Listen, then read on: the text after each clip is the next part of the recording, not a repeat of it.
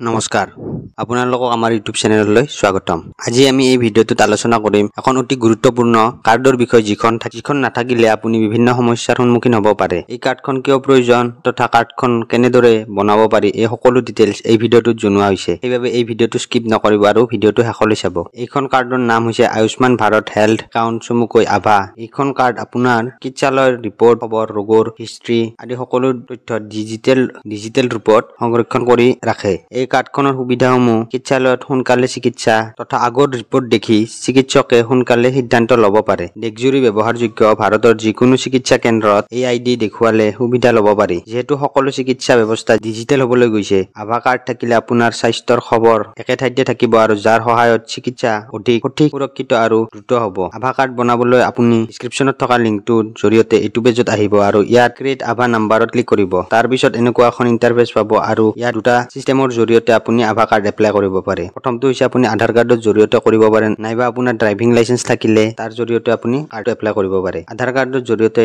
Apply কৰিবলৈ আপুনি ইয়াত ক্লিক কৰক। তাৰ পিছত ইয়াত আপুনি আধাৰ নম্বৰটো বহাই দিব আৰু আই এগ্ৰি ক্লিক কৰি কেপচাটো বহুৱাই নেক্সটত ক্লিক কৰি দিব। তাৰ পিছত আধাৰ কাৰ্ডত থকা মোবাইল নাম্বাৰত এটা OTP যাব আৰু সেই OTPটো ইয়াত বহুৱাই দিব লাগিব।